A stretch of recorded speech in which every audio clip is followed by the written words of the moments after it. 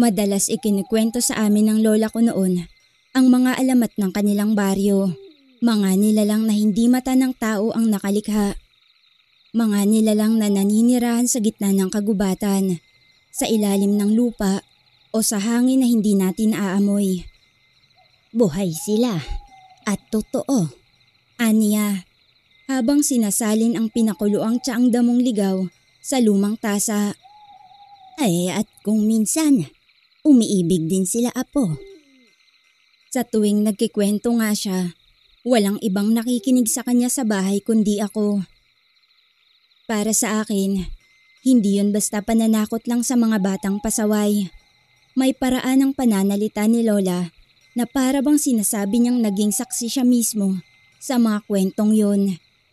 Pero gaya ng karamihan, lumaki akong mas pinaniniwalaan ang agham kesa sa alingas-ngas ng gubat. Ganun pa man, may parte sa akin ang naniniwalang totoo ang lahat ng ikinikwento sa akin ng abuela ko. Wala man itong konkretong patunay, pero ramdam kong nagsasabi siya ng totoo. Magandang araw, Miss Aya. Tawagin mo na lang ako sa pangalang Seya. Taong 2005 nang ipinasya ng aking ama na ilayo muna ako sa syudad. Hindi dahil sa sakit ng katawan, kundi dahil sa bigat ng loob. 1 taon na ang lumipas mula nang pumanaw ang aking ina.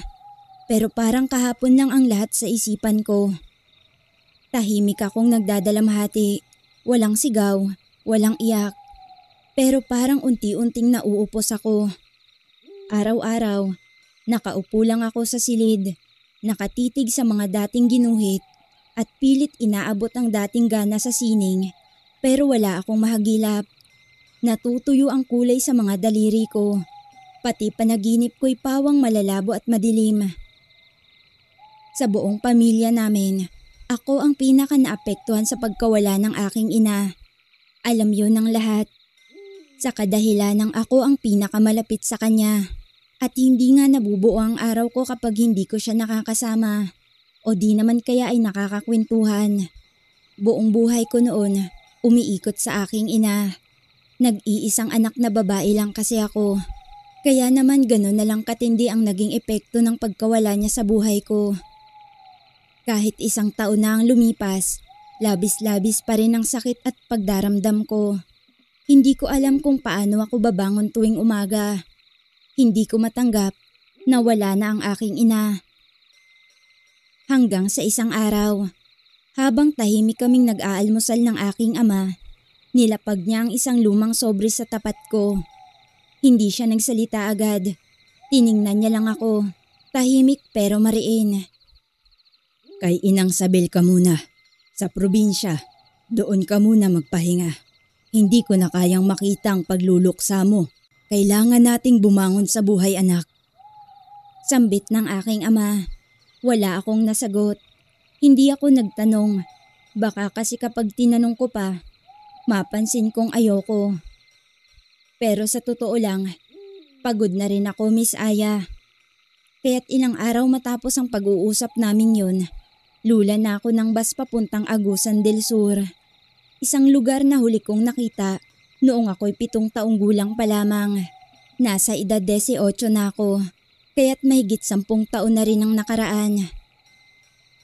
Ang lugar na kinatitirahan ng aking abuela, isang maliit at liblib na baryo na nakasilong sa paanan ng bundok.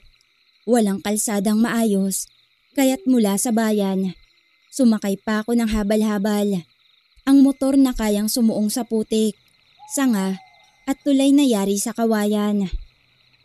Habang umaandar kami, tila unti-unting humuhula sa katawan ko ang lungsod. Kasabay ng usok, ingay, at alaala ng ospital kung saan halos doon na kami tumira ng mag-iisang taon dahil sa sakit ng aking ina.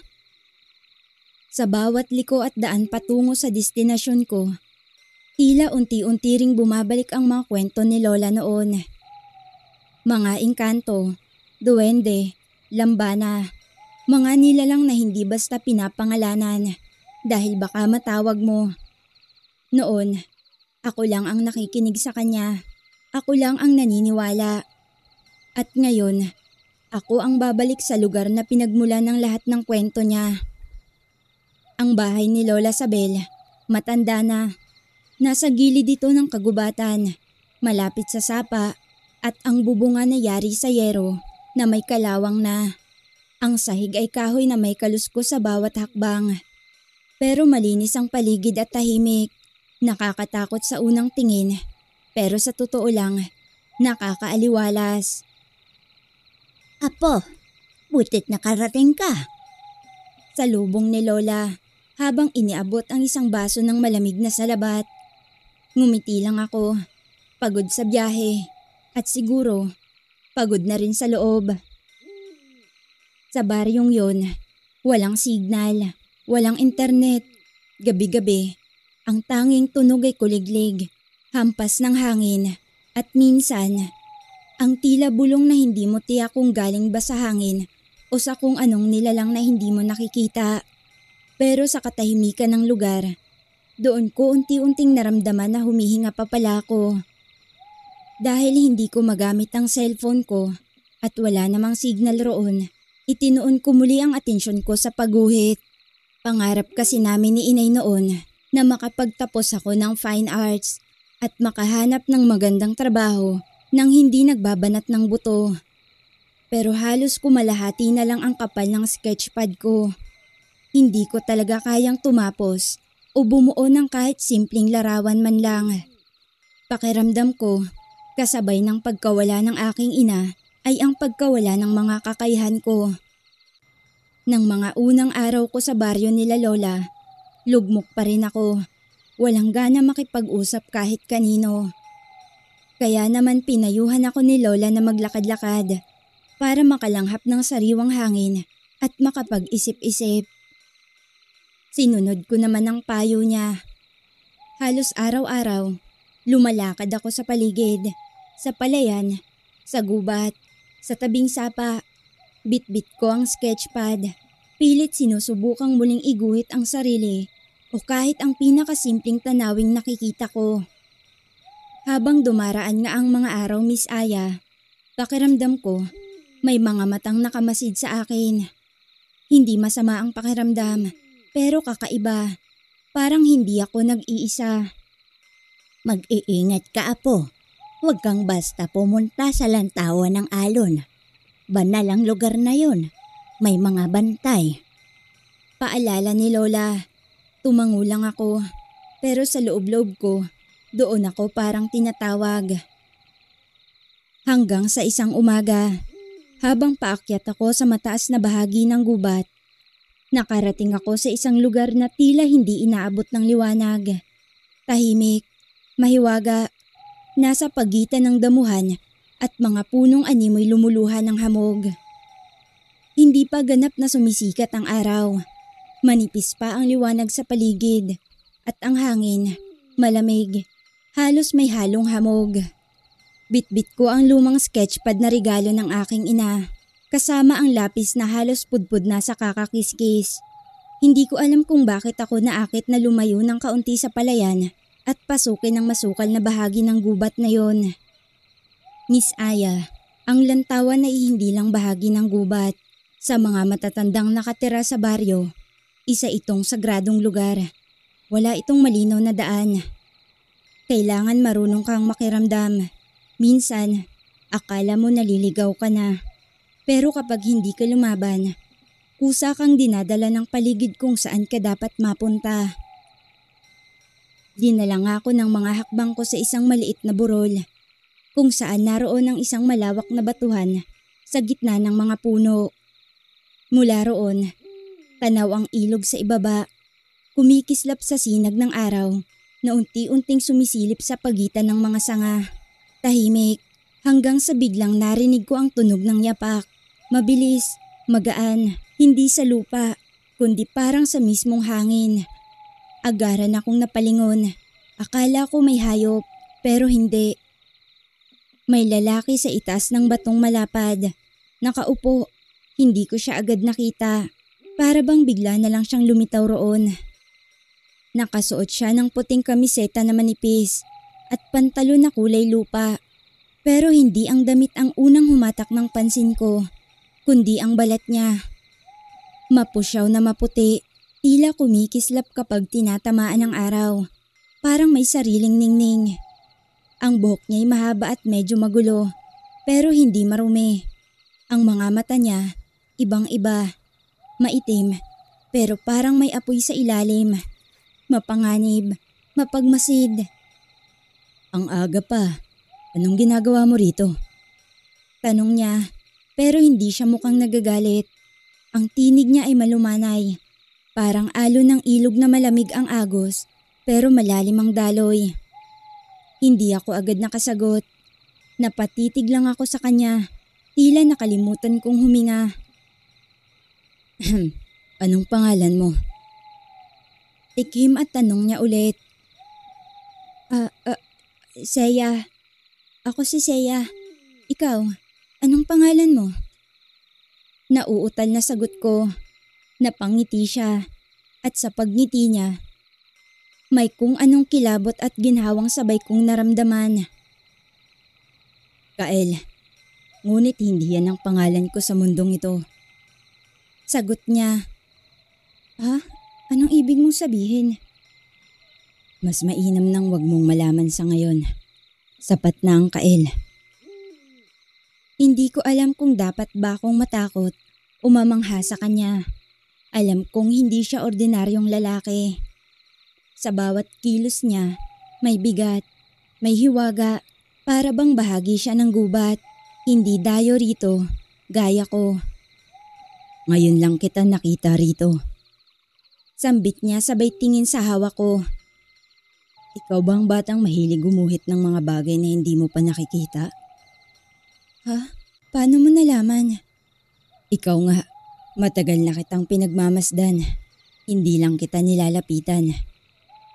Biglang bumilis ang tibok ng puso ko. Dapat siguro ay umatras na ako.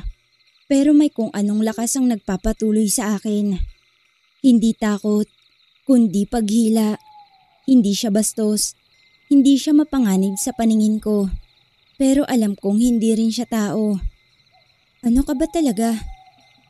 Tahasang tanong ko. Hindi siya sumagot agad.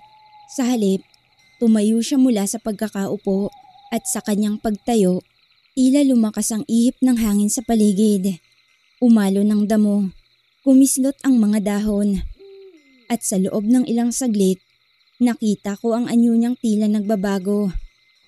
Parang may apoy na kumikislap sa kanyang balat, pero agad din yung nawala. Hindi lahat ng tanong kailangang sagutin sa simula. Pero darating ang panahon, Seya. Malalaman mo rin. Makahulog ang tugon niya. Hindi ko alam kung ilang minuto akong nakatayo lang doon. Hindi rin ako sigurado kung totoo ba talaga ang nangyayari o kung nananaginip lang ako. Pero ramdam ko ang tibok ng puso ko.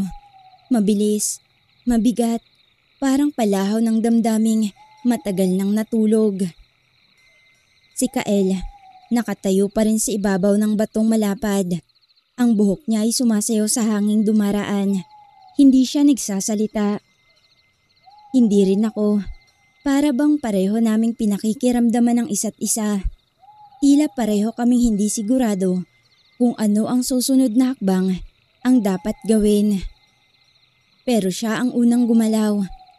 Lumapit siya sa akin. Mabagal, hindi nakakatakot. Para siyang apoy sa gabi. May liwanag, pero hindi agad sinusunog. May init, pero hindi agad masakit. Hindi mo na dapat balikan ang daang to kung wala kang intensyong unawain. Lalo na ang mga hindi mo nakikita. Sabi niya, hindi ko alam kung panakot yun o babala. Pero sinagot ko siya. Ikaw, bakit mo ko pinagmamasdan? Hindi siya agad sumagot. Tumigil siya sa harapan ko. Isang dipa lang ang pagitan namin. Ramdam ko ang init ng kanyang katawan kahit hindi siya humahawak. Ang mga mata niya, tila may sariling wika. At sa mga titig niyang yun, parang may mga alaala akong gustong bumalik kahit hindi ko matandaan kung kailan ko siya nakita.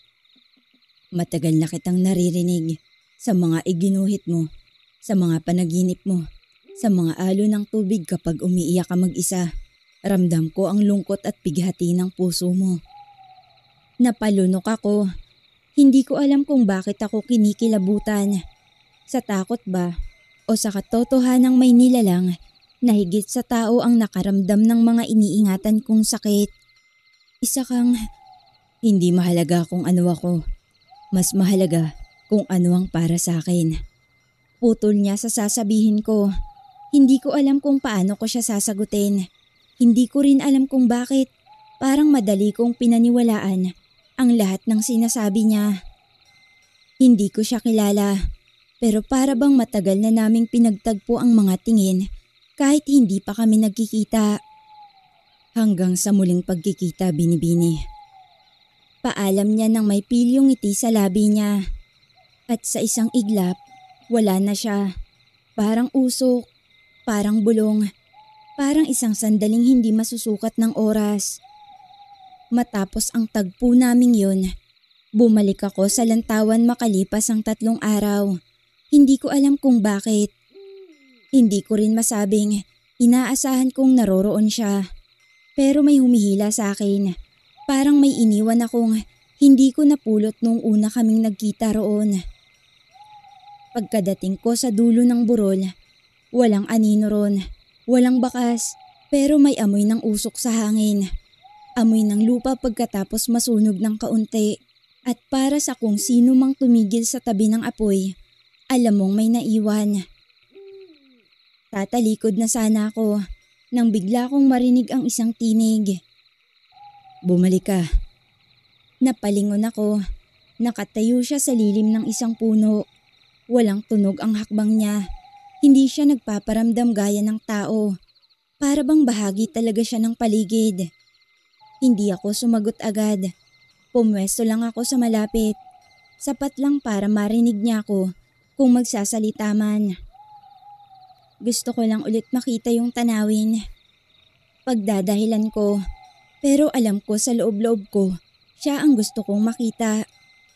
Alam kong hindi ang tanawin ang hinahanap mo. Ani Kael, at may kumpiyansang bahagyang nakakainis.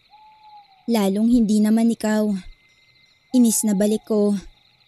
Ayos lang, hindi naman ako nagpapahanap. May yabang pa rin sa boses niya. Kaya naman hindi na ako tumugon pa. Tahimik kami sandali hanggang siya na rin ang bumasag. Hindi ako nagpakita sa loob ng 2 araw. Ayokong isipin mong sinusundan kita. Hindi naman ako importanteng tao para sundan mo. Hindi pa nga, pero baka maging. Sabi niya, saka tinitigan ako. Hindi ko na siya sinagot nang maramdaman kong tila nag-iinit ang mga pisngi ko. Kinuha ko na lang ang sketchpad sa loob ng bag ko at naupo sa damuhan. Sinimulan kong iguhit ang tanawing nakikita ko sa harapan. Pero alam kong nakatingin siya. Hindi ko nga lang alam kung sa akin ba o sa iginuguhit ko. Ginuguhit mo bang nakikita mo? Tanong niya, palapit ng kaunti. Hindi. Ginuguhit ko ang nararamdaman ko. Pwede ko bang makita? Hindi pa. Maagap kong tugon saka inilayo ang sketchpad ko. Hindi na siya lumapit pa. Hindi rin siya umalis. Nanatili lang siya sa tabi. Parang apoy na hindi pa handang sunugin ang nasa paligid niya. Pero laging naroroon. Sa isang iglap, naisip kong kung ito na ang simula ng pagiging panatag ng loob ko, ayokong madaliin. Nang mga sumunod na araw, bumalik na naman ako sa lantawan. Pero ngayon, may dala na akong maliit na termos na naglalaman ng tsaa. May 2 maliit na tasa rin, isa para sa akin at isa para sa kung sakaling naroroon siya. Miss Aya, hindi ko alam kung umaasa lang ako, pero wala namang mawawala. Doon ko rin kasi naramdamang unti-unting pumapanatag ang loob ko. Ang bigat at sakit, unti-unting napapawi ng magandang tanawin sa lugar na yon. Lalo na kapag kasama ko si Kael. Pag-akyat ko sa burol, naroon siya.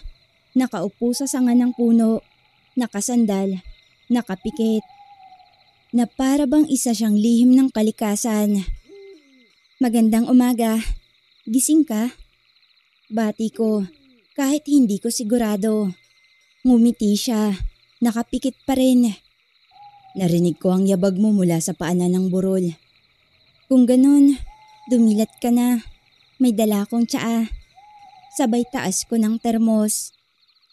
Hindi ako umiinom niyan. Tugon niya nang hindi man lang nag-abalang idilat ang mga mata. Ganun ba? Sayang, akala ko gusto mo ng mainit. Nang akmang tatalikod na sana ako, nakita kong nagmadali siyang bumaba mula sa sanga. Maingat at parang walang bigat ang katawan. Pagkaupo ko sa may bato, nagmamadali naman siyang tumabi sa akin. Hindi na gaya ng una. Ngayon, mas malapit na. Mga 2 dangkal lang ang pagitan namin. Kaya mo kong iguhit ngayon? Tanong niya, bahagyang nakayuko na parang batang nang aasar. Hindi pa rin. Bakit ba? Kapag ginuhit kita, para ko na ring ikinulong yung anyo mo ngayon palang nagsisimula sa paningin ko. Hindi mo ko matatakot sa ganyan. Walang sino man ang may kakayahang magkulong sa akin. Sige na, kahit isa lang. Nakangiting pangungulit niya. Hindi ba dapat? Dapat, pero hindi. Alam mong hindi ako tao. Alam mong hindi ko kaya ang buhay mong kilala mo, pero bumabalik ka pa rin. Tinitigan niya ako. Seryoso na ang mga mata niya.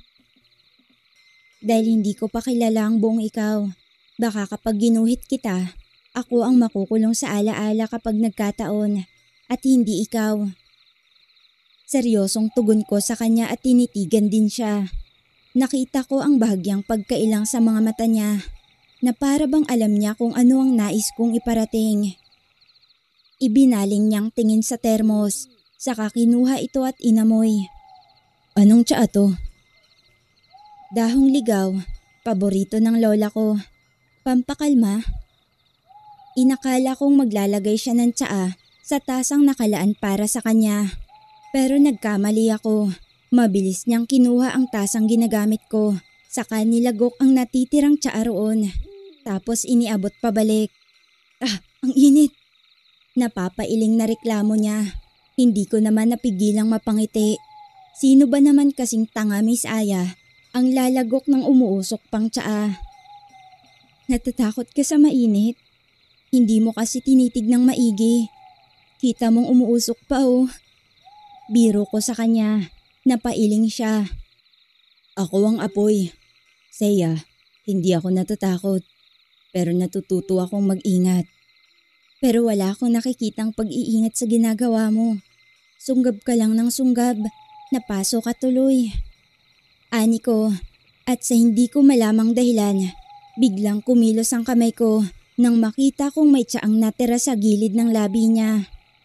Kasunod nun, namalayan ko na lang ang sariling nakatitig na ako sa napakagwapo niyang muka. Iyon ang unang beses na nakita ko ng malapitan ng itsura niya.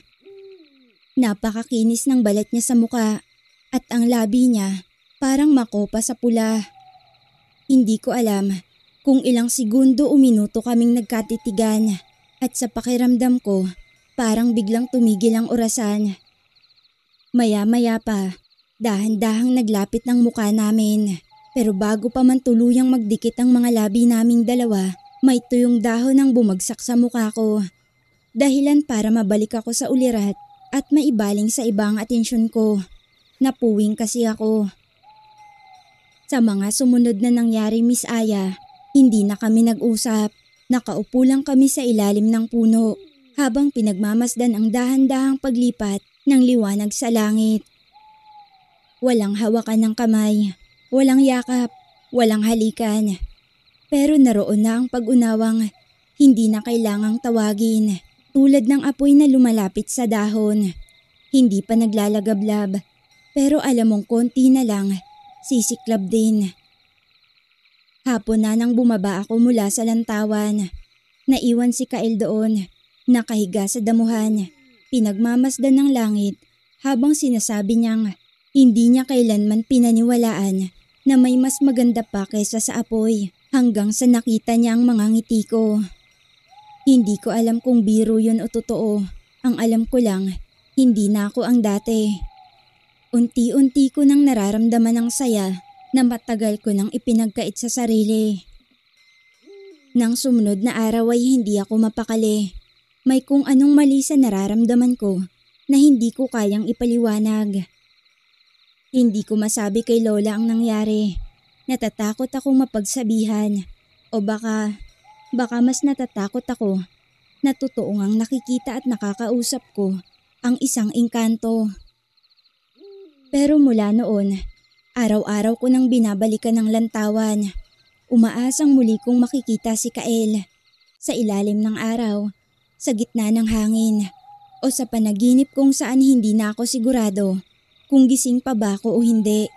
Ramdam kong unti-unting nahuhulog ang loob ko sa kanya.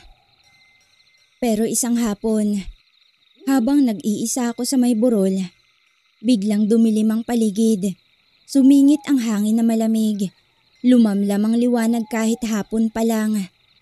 At doon ko unang naramdaman ang presensyang hindi pag-aari ni Kael. Madilim na ang paligid kahit hindi pa bumababa ang araw. Ang mga ulap ay parang naiipit sa pagitan ng bundok at kalangitan. Mabigat, kulay abo, at walang hangin. Mula sa lantawan, bumaba ako patungo sa gilid ng lawa na nakikita ko nung unang pagpunta ko palang roon. Hindi ito gaanong malaki, pero sapat para magmistulang salamin ng langit. Malinaw ang tubig, walang alon, wala ring isda, ni kulisap, tahimik na tahimik. Pilit kong hinahanap si Kael sa paligid, pero wala siya. Magmula pa nang dumating ako, hindi ko nararamdaman ang presensya niya. Sa halip, may ibang presensya akong nararamdaman. Hindi kasing init ng sa kanya. Kabaliktaran, ang hanging dumadampi sa balat ko, malamig, parang simoy ng madaling araw. Tumingin ako sa paligid, walang tao, walang tunog, maliban sa bahagyang pagtilamsik ng tubig. Sa sumunod na sandali, nakita ko ang isang lalaking nakababad sa gitna ng lawa. Hindi ko alam kung kailan siya lumitaw roon. Wala akong narinig na yabag, ni pag-ikot ng tubig. Para lang siyang bahagi ng lawa na unti-unting naging laman. Matangkad siya, mas payat kesa kay Kael. May buhok na tuwid at puti na parang basang damo. Nakasuot siya ng simpleng pula na kasuotan, manipis, parang tela ng ulap. Ang balat niya ay maputla, pero hindi masama sa paningin. At ang mga mata niya, mapusyaw na asul, halos kulay batis. Tahimik ang mga yon, pero para bang may malalim na iniingatan. Hindi ako nakakilos, hindi ako nakapagsalita. Wala siya ngayon. Hindi siya laging naririto. Wika ng lalaki, banayad ang boses, malamig. Si Kael? Kung yan ang pangalan na ginamit niya sa'yo. Kilala mo siya? Matagal na kaming magkakilala, pero magkaiba. At hindi ibig sabihin, hindi kami magkaugnay. Lumapit siya mula sa gitna ng lawa, pero hindi ko nakita kung lumalakad ba siya o ang tubig ang gumagalaw para sa kanya. Sa bawat hakbang niya, may tunog. Walang pagtilamsik, parang siya'y bahagi na mismo ng tubig. Nang tuluyan siyang makalapit sa pangpang, saka siya tumigil. Hindi siya lumabas sa lawa. Nakatayo lang siya sa tubig. Nakatingin sa akin. Anong pangalan mo? Tanong ko. Pinipilit maging matatag ang tinig. Tinatawag nila akong Drian. Ngunit sa mundo ninyo, ang pangalan ay wala sa bigat ng nilalaman. Mas mahalaga kung ano ang hinahanap mo. Napakapit ako sa laylayan ng damit ko. Ramdam kong nanginginig ang mga daliri ko. Hindi dahil sa lamig, hindi dahil sa takot, kundi dahil parang binubuksan ng mga salitang ito ang isang bagay na matagal ko nang kinukubli. Ang bahagi ng sarili kong hindi ko maipinta Kailanman. At anong hinahanap ko? Hindi siya sumagot. Ngunit sa katahimikang yun, may gumalaw sa tubig sa paligid niya. Isang munting alon. Paikot. Dahan-dahang lumilikha ng forma. 1, 2, 3 bilog. Hanggang sa gitna nito may sumulpot. Isang bulaklak. Lumulutang. Buhay. Malamig. Paghilom at katotohanan. Hindi ko alam kung bakit. Pero sa loob ng ilang minuto, parang nawala ang bigat sa dibdib ko. Parang lahat ng hinanakit, lahat ng sakit, unti-unting bumabaon sa tubig. Doon ko unang naramdaman ang katahimikang hindi tahimik lang, kundi ang uri ng kapayapaan na may kasamang tanong. Sino talaga siya? Ano siya? Bakit kilala niya si Kael? Matagal na kitang hinahanap. Bakit mo ko hinahanap? Dahil pinili mo nang makita. At kapag nakita mo na kami, hindi mo na kami mababawi sa sarili mo. Pagkasabi niyang yun, biglang bumigat ang hangin. Umihip ang malamig na simoy. Napayuko ako. Ngunit nang muli akong tumingin sa lawa, wala na si Drian. Ang bulaklak na lang ang naiwang lumulutang sa gitna ng tubig. At ako, naiwang nakatayo sa pangpang. Hindi alam kung alin sa dalawang nilalang ang mas tunay. Ilang araw pa akong nagpabalik-balik sa lantawan. Pero ilang araw na ring hindi nagpapakita si Kael. Wala siyang iniwang salita. Wala ring paalam. Parang apoy na biglang namatay. Iniwan akong nagtataka kung ako ba'y naiwan o iniiwasan. Sa una, umaakyat ako sa burol na may dalang tsaa. Para sa kanya. Para sa amin. Pero wala talaga siya. Hanggang sa pangalawang araw, wala na akong dalang kahit ano, kundi kaba at pag-asang makita muli siya. Hanggang makaraan ng ilang araw, dala ko na lang ang sarili kong tanong. At sa pagdaan ng mga araw na yon, hindi si Kael ang naroroon, kundi si Drian. Tahimik lang siya lagi, nakaupo sa lilim ng puno. Laging nauuna pa sa akin. Para bang alam niya kung kailan ako darating. Sa una, wala kaming usapan, titig, tango at pananahimik. Pero di naglaon, siya na ang unang nagsalita. Hindi mo pa rin siya ginuguhit. Sabi niya, hindi ko alam kung tanong ba yon. Hindi ko pa rin siya nauunawaan. Ang mga bagay na hindi natin naiintindihan, kadalasan, yun ang hinihila tayong lumapit. Umupo siya sa tabi ko. Hindi malapit, pero hindi rin malayo. Wala siya ngayon. Hindi ko alam kung kailan siya babalik. Pero narito ako. Hindi mo kailangang mag-isa. Lagi ka bang narito? Marahan siyang tumango. Hindi dahil may hinihintay, kundi dahil alam kong narito ka. Kinabukasan, bumalik uli ako at naroon na naman siya. Wala na akong tanong. Umupo na lang ako sa tabi niya. Hindi ako nagdala ng sketchpad. Wala rin akong tsaa. Pero parang hindi yun mahalaga. Mahilig ka bang maglakad-lakad dito? Tanong ko, hindi ko alam kung bakit. Hindi, pero sinusundan ko ang mga yapak ng tubig at dinala nila ako sa'yo. Akala ko ikaw ang tubig. Baka pareho tayo. Hindi ba't ang tubig? Hinahanap din ang sariling anyo. Hindi na ako nakasagot. Pero sa sandaling yun, parang nawala ang lungkot sa pagkawala ni Kael. Hindi dahil napalitan, kundi dahil may dumating na kayang umupo sa tabi ko nang hindi pinipilit ngumiti. Sa mga sumunod pang araw, naging mas madalas ang presensya ni Drian. Hindi siya nagtatanong ng sobra. Hindi siya humihingi ng paliwanag. Pero naroon siya kapag bumabagal ang oras ko. Naroon siya kapag tahimik ang paligid. At naroon siya kapag hindi ko alam kung paano magsimula ng araw. Hanggang sa isang araw, habang nakaupo kami sa gilid ng burol, siya ang unang bumasag sa katahimikan. Kapag bumalik siya, anong gagawin mo? Hindi agad ako nakasagot. Tinignan ko siya. Walang tanong sa mga mata niya. Wala ring hinanakit. Hindi ko alam. Bulong ko at sa unang pagkakataon, inabot niya ang kamay ko. Hindi kasing init ng kamay ni Kael ang kanya. Hindi rin malamig. Basta't tama lang para pawiin ang kung anong gumugulo sa aking isipan.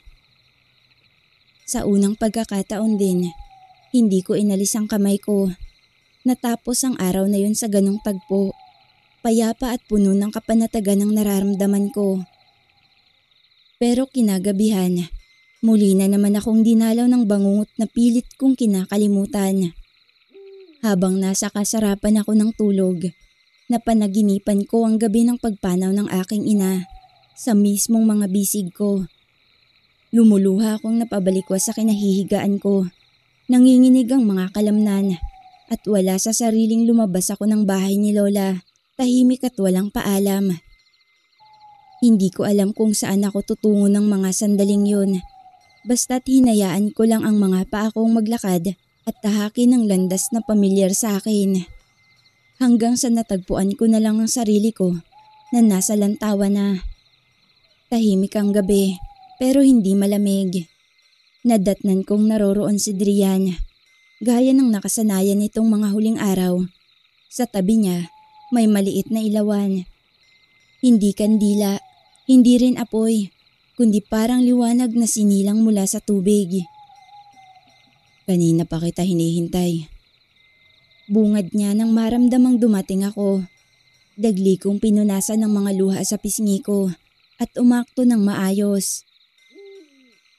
Gusto ko lang marinig ang katahimikan. Sagot ko habang pinipilit na itago ang bigat na nararamdaman ko sa loob. Umupo ako sa tabi niya. Malapit na, mas malapit kesa dati. May pagitan pa rin pero ang pagitan ay hindi nagdepensa, kundi pahintulot.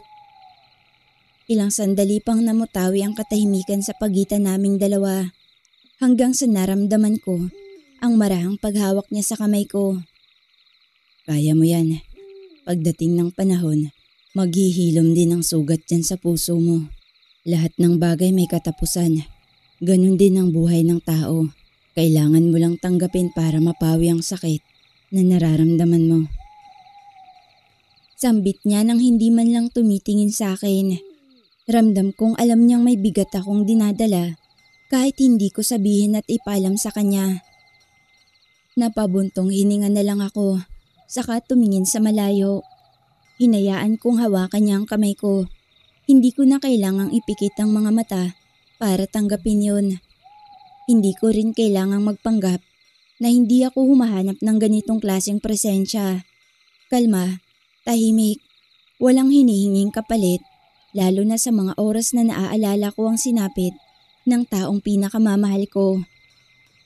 Makaraan ng ilang sandali, biglang may humampas na mainit na ihip ng hangin sa paligid. Napalingon ako. Si Kael. Nakatayo siya ilang dipa mula sa amin. Walang ekspresyon ng mukha niya. Pero kitang-kita sa mga mata niya ang pagngangalit ng damdamin na pinipigilang pumutok. Ang apoy sa paligid niya hindi niya siguro sinasadya. Pero nasusunog ang mga damo sa paanan niya. Kael. Tawag ko sa pangalan niya.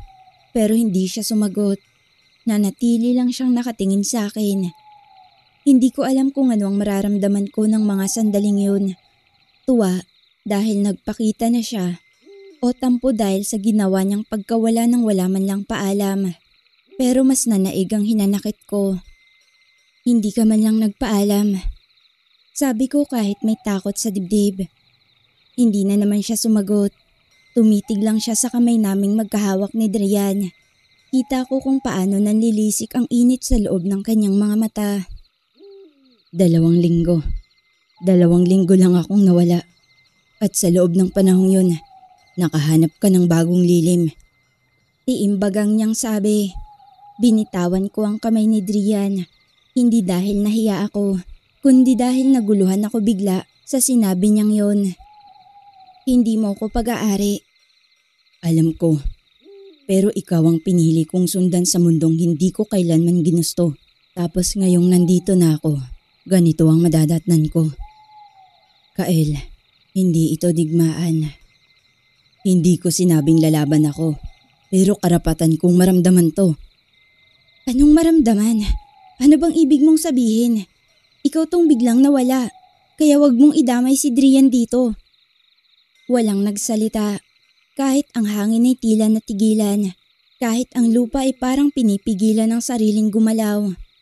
Hanggang sa ako na lang ang bumasag ng katahimikan. Kael, hindi ko alam kung anong nais mong iparating, pero natutuwa ako na makita ka.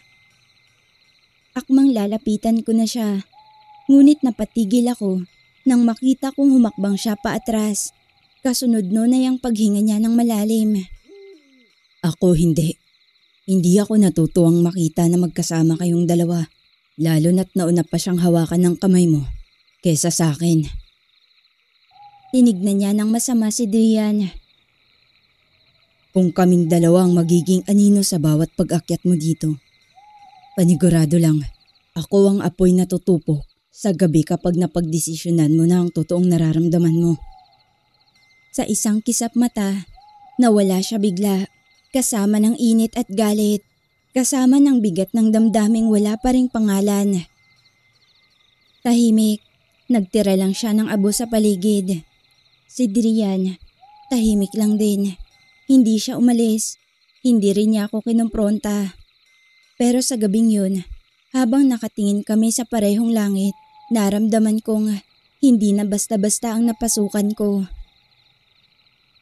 Mula nang muling magpakita si Kael sa lantawan, parang may bumukas na pinto sa paligid ko. Hindi ko alam kung talagang mas naging sensitibo lang ako o kung may mga mata na talagang hindi na natutulog sa bawat kilos ko. Kahit anong gawin ko, maglakad, magpinta, magbasa ng lumang dyaryo ni Lola, palagi kong nararamdaman ang presensya nila. Minsan, parang si Kael, maalinsangan ng hangin, tila may init na sumisingaw sa paligid. Ang mga kandila sa altar ni Lola, kusang gumagalaw ang apoy kahit walang hangin. Minsan naman, parang si Drian, nagiging mas malamig ang gabi at ang tubig sa banga ay umaalon kahit walang gumagalaw. Ang mga halaman sa gilid ng bahay, parang biglang nagkaroon ng huni na hindi ko tiyak kung galing sa hangin o sa tubig. Hindi na sila basta nanonood, parang nag-uunahan, parang pinoprotektahan ako o pinaglalabanan. Miss Aya, hindi na rin ako muling bumalik sa tuktok ng burol para iwasan kung ano man ang napasukan kong ramdam kong hindi maganda. Hindi na ako magpapaka-ipokrita, Miss Aya. Nang mga araw na wala si Kael, nakaramdam ako ng kapanatagan at kapayapaan sa piling ni Drian. Alam kong nahuhulog na ang loob ko sa kanya. Subalit nang biglang dumating si Kael, nagsimula ng mas gumulo ang isipan at damdamin ko. Alam kong hindi sila tao at para sa karamihan, kahibangan ang nararamdaman ko. Pero ramdam ko din ang pagmamahal nila tuwing nakakasama ko sila. Kaya naman hanggat kaya kong iwasan, inaagapan ko na. Pero isang gabi, habang naliligo ako sa sapa, napansin kong may aninong gumalaw sa kabilang pampang. Mabilis, manipis, hindi tao. Alam mo bang hindi ka dapat laging lumalapit sa tubig ng mag-isa? Boses ni Kael. Hindi ko siya nakikita, pero ramdam ko ang init. Napalingon ako at sa isang sanga ng puno sa itaas ko, doon siya nakaupo. Matalim ang mga matang nakatingin sa akin. Bakit? Tanong ko, pilit hindi nagpapahalata ng kaba. Dahil hindi lahat ng tubig gusto kang dalhin pabalik. Bahagya siyang ngumiti, pero may lungkot sa mga mata niya. Ibig mong sabihin, si Drian, hindi niya ako sinasaktan. At saka wala namang namamagitan sa aming dalawa. Hindi niya kailangan. Tulad ko, ang lakas niya ay hindi palaging pisikal. Pwede niyang hilain ang loob mo kahit hindi mo namamalayan. At pag hinayaan mo siyang lumalim, baka hindi ka na makabalik. Alam mong hindi mo ko pag-aari, Kael. Diretso at matatag kong sagot. Tumigil siya. Bumaba siya sa puno at sa unang pagkakataon, lumapit siya sa akin ng walang hiwaga. Isa lang siyang lalaki ngayon. Hindi engkanto. Malapit at totoo. Sa ngayon hindi pa kita pag-aari, Seiya. Pero may dahilan kung bakit ikaw ang pinili kong lapitan. At ano naman ang dahilan? Dahil ikaw ay hindi lang tao. Alam lahat ni Sabel. Anong alam mo kay Lola? Hindi lang siya tagapagsalaysay ng alamat. Isa siya sa huling tagapangalaga. Tagapangalaga? Ng alin? Ng mga hangganan. Ng harapan ng daigdig ng tao at ng daigdig naming mga nilalang. Hindi ka basta dinala rito para magpahinga. Binalik ka rito para pumili, Seiya. Hindi ako nakasagot agad. Parang biglang nawala ang lupa sa ilalim ng mga paa ko. Pumili? Ng ano? Ng panig, ng puso at ng kinabukasan. Matapos niyang sabihin iyon, mapait siyang ngumiti at unti-unting naglaho na naman sa kawalan. Pagkaraan ng gabing binanggit ni Kael ang pangalan ng aking abuela, hindi na ako mapakali. Puno na ng tanong ang dibdib ko. Hindi na lang ito tungkol sa dalawang nilalang na sabay sumulpot sa buhay ko, kundi sa katotohanang tila matagal nang nagkukubli sa pagkatao ko. Hindi ko na napigilang kausapin si Lola kinabukasan. Lola, totoo bang may lahi tayong hindi galing sa tao? Tanong ko habang hinahalo niya ang pinakukulo ang tiyaang damo. Huminto siya sa pagkilos. Dahan-dahang ibinaba ang kutsara, saka tumingin sa akin. Matagal ko nang hinihintay ang araw na ikaw mismo ang magtatanong niyan. At ngayon, narito na nga. Wala na akong dahilan para itago pa. Naupo ako sa harapan ni Lola, handa nang makinig sa kung ano man ang isisiwalat niya. Ang iyong ina, si Annalisa, hindi siya buong tao. Sa mga bulubunduking bahagi ng lugar na to, may isang nilalang na minsang tumawid sa mundo natin. Isang lalaking hindi ko man nakita ng buo. Alam kong hindi sa mundong ito nagmula. Ang lolo ko? Hindi siya tao, Seiya. At ang dugo niya ay dumadaloy sa'yo. Tanging ang ina mo lang ang naiiba ng ama sa lahat nilang magkakapatid. Ngunit masaya kong buo pa rin siya. Tinanggap siya ng buo ng lolo Kadyo mo. Ibig mong sabihin, Lola, engkanto ang ama ni Inay at alam yun ni Lolo Kadyo? Tama ka, kaya't may dugo silang nananalaytay sa'yo. Isa kang tagapagtagpo sa iyong magbabanggaan ng apoy at tubig. Hindi lang sa damdamin, kundi sa kapalaran. Hindi na ako nakapagsalita. Matapos ang pag-uusap naming yon, mas lalo pang lumalim ang kuryosidad ko. Isang gabi, sa ilalim ng bilog na buwan, muling humila ang loob ko patungo sa lantawan. Hindi na ako nagdala ng sketchpad. Hindi ko na kailangan ng lapis para iguhit ang mahiwagang hinaharap ko. Ako na ang ginuguhit ng pagkakataong to. Tulad ng inaasahan ko, naroon si Kael. Nakatayo sa lilim ng puno. Ang katawan niya, bahagyang kumikislap sa liwanag ng buwan. Alam mo na. Sabi niya bago pa man ako makapagsalita. Tumango ako ng marahan. May dugo ako sa inyo. Hindi lang basta dugo. Ikaw ang huling pagsasanib. Ikaw ang tanging maaaring magpanatili ng balanse. Balanse? Ang mga mundo natin, Seiya, matagal nang hindi nagkakaintindihan. Kami ng mga tulad ni Drian, hindi basta nagkakasundo. Magkaibang uri ng nilalang, magkaibang paraan ng pagmamahal, at magkaibang tadhana. Hindi mo dapat siya ginugulo, Kael. Napatingin ako sa may likod ng puno. Lumitaw roon si Drian. Tahimik, hindi galit, pero may bigat sa kanyang presensya. Hindi ko siya ginugulo. Pinaglalaban ko siya. Ang ginagawa mo'y makakapagpalito sa isipan niya. Hayaan mong siya mismo ang pumili ng kapalaran niya. Para piliin ka niya, sa tingin mo hahayaan ko yun? Kung yun ang magiging pasya niya, kailangan pa rin nating respetuhin ang karapatan niya, gaya ng daloy ng tubig na kusang naghahanap ng madadaanan niya. Teka, sandali. Hindi to digmaan. Pwede ba? Hindi ako gantimpala sa tapatan yung dalawa. Tumahimik ang paligid. Walang kumibo. Tanging kuliglig lang ang naririnig. Lumapit sa akin si Drian. Kailangan mong pumili, Seya. Hindi lang para sa puso mo, kundi para sa daigdig na babagsak kung walang tagapamagitan. Hayaan mo ang damdamin mong magpasya.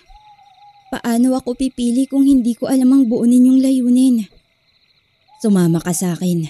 Sa mundo ko, ipapaunawa ko ang apoy, ang lakas, ang tapang at ang pagnanasa. Napatingin ako kay Kael na marahang lumalapit din. Hindi mo kailangang sumama sa kanya.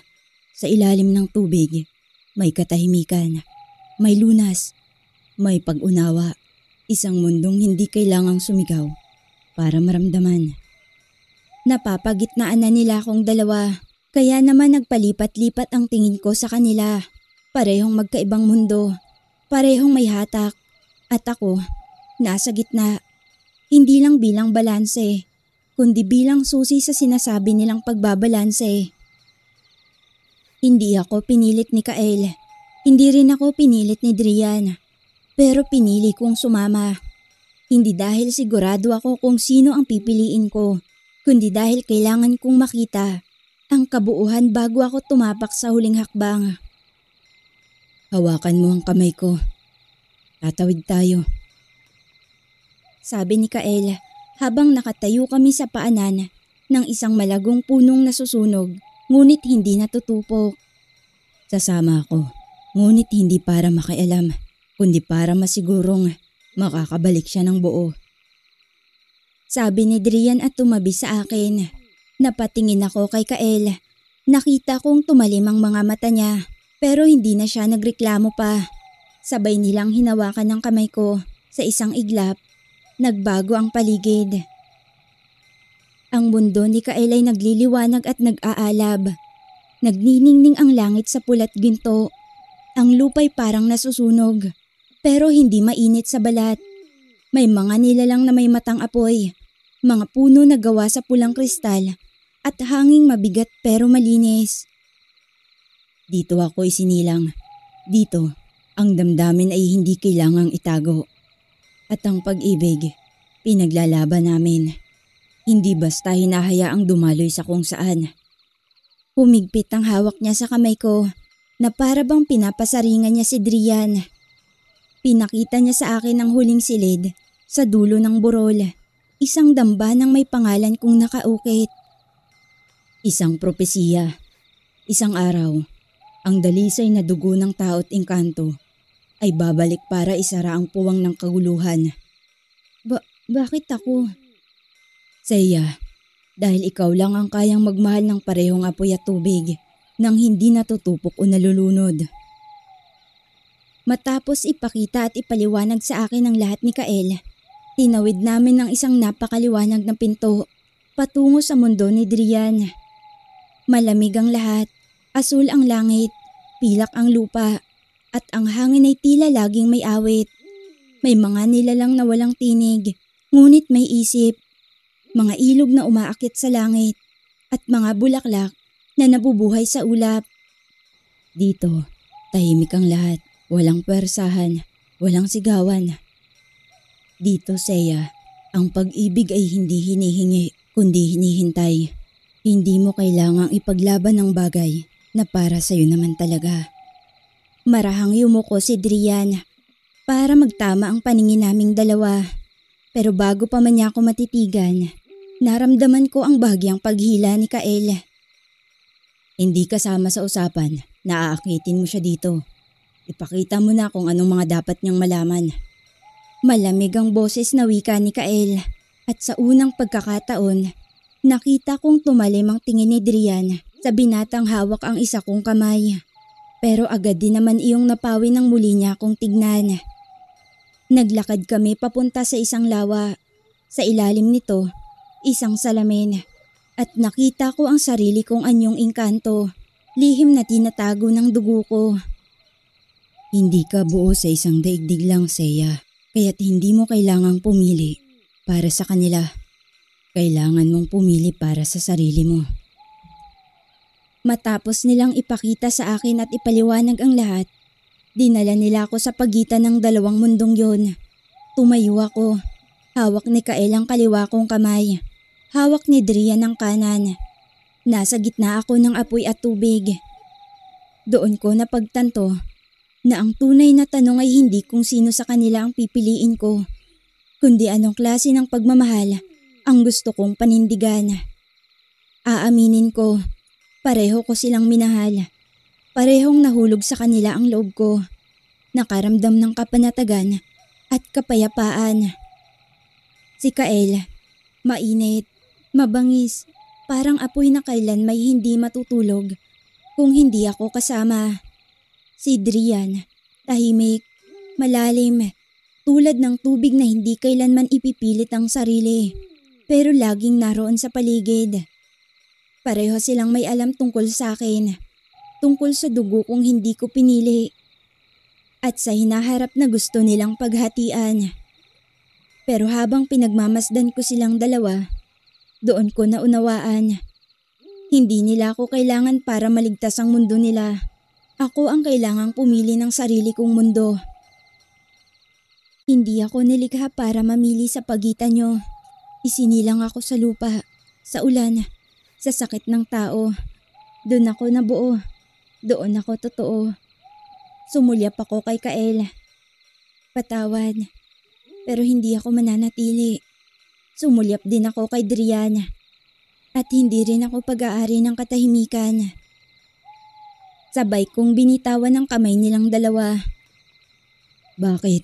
Bakit babalik ka sa mundong walang kapangyarihan? Walang hiwaga, puro lang sakit. Tanong ni Kael, halos pabulong. Dahil naroon ang mga sugat na gusto kong hilumin.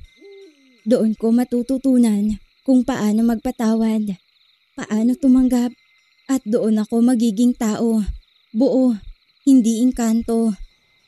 Nakakalungkot, pero kung yan ang magiging pasya mo, ererespeto ko. Wika ni Drian, kita ko ang lungkot sa mga mata niya. Dinala nila ako sa hangganan, isang bangin sa pagitan ng mundo nila at mundo ng mga tao. Kapag tumawid ka, hindi ka na namin kayang tawagin muli. Sabi ni Drian. Kapag umalis ka, iiwan mong bukas ang puwang na nilikha natin. Dagdag ni Kael. Alam ko, pero kung talagang totoo ang pagmamahal nyo, hahayaan nyo ko. Tahimik silang dalawa. Marahan na akong naglakad papalayo. Nang lumingon ako sa kanila sa huling pagkakataon, hindi sila nilamon ng liwanag. Hindi sila nawala sa hangin. Nanatili silang naroon. Pinagmamasdan akong bumalik sa mundo ng mga tao. Maya-maya pa, naramdaman ko ang salimuot ng hangin. Ang langit ay hindi asol. Ang ulap ay hindi kumikislap. Pero ito ang mundong kayang tumanggap ng isang babaeng kagaya ko. Hindi buo, pero tunay. Hindi ko sila pinili. Hindi dahil wala akong nararamdaman. O dahil wala silang ginawa para ipaglaban ako. Kundi pinili ko ang sarili ko. Ang katahimikang matagal kong hindi naririnig. Ang sariling puso na matagal kong sinusubukang intindihin. Nagpaalam ako sa kanila sa lantawan. Wala nang kasunduan. Wala nang babalik ako. Tanging katotohanan lang na minsan sa buhay ko, minahal ako ng dalawang nilalang na hindi ko akalaing matututunan ko ring mahalin. Si Kael na nagturo sa akin kung paano magsunog ng takot na hindi kailangan maging marahas para madama ang pagnanasa. Na sa bawat haplos ng init, may laging panganib, pero may sarap din kung marunong kang mag-ingat. Dahil sa kanya, nasunog ko ang pait at pighating nararamdaman ko magmula nang pumanaw ang aking ina. Si Drian, na tahimik na umupo sa tabi ko habang ako'y nagugulo, na hindi kailangang umalis kahit alam niyang hindi siya ang una kong hinintay, na sa bawat katahimikan, may lakas na hindi kailangang sumigaw. Dahil sa kanya, natutunan kong hayaang anuri ng agos ang sakit at damdaming matagal kong kinikimkim. Iniwan ko sila. Hindi dahil wala akong nararamdaman, kundi dahil hindi lang sapat ang pagmamahal ko sa kanila habang ako ay hindi pa buo at nag-uumpisa ko palang mahalin ang sarili ko. Alam kong wala silang galit, walang hinanakit, tanging pagtanggap at pagrespeto lamang. Yun ang klase ng pagmamahal na hindi kailangang panatilihin dahil kahit wala na, mas nanaig pa rin ang respeto at paggalang. Ngayon, Miss Aya, nakabalik na ako sa syudad, sa tunay kong mundo. Nagpipinta, nagsusulat, wala na ang burol, wala na ang lantawan. Pero sa bawat pintang may apoy at tubig, naroon pa rin sila. Minsan, iniisip kong kung nagdesisyon akong manatili, magiging masaya ba ako? Oo siguro, pero hindi ko malilimutan ang araw na pinili kong bumalik. Pinili kong tanggapin at yakapin ang pagkawala ng aking ina. Pinili kong muling ipagpatuloy ang buhay na sabay naming pinangarap dalawa noong nabubuhay pa siya. Dahil sa araw na yon, hindi lang ako umiwas sa dalawang mundong di ko pag-aari. Pinili kong maging sarili kong mundo. At kung sakaling muli silang bumalik, kung sakaling sa panaginip ay muli ko silang makitang nakatayo sa burol, hindi ko sila tatakbuhan, pero hindi ko rin sila susundan. Bagkos ay magpapasalamat ako dahil muli nilang binalik ang kulay na matagal nang nawala sa buhay ko. Hanggang dito na lang ang kwento kong ito, Miss Aya. Naway kapulutan niyo ng aral ang kwento kong ito na hindi lahat ng nawala ay kailangang palitan. Minsan, ang tunay na pagmamahal ay ang kakayahang tanggapin ang pagkawala. Kahit masakit at piliing buuhin muli ang sarili. Hindi sa piling ng iba, kundi sa paninindigang ikaw muna ang pipiliin mo. Maraming salamat.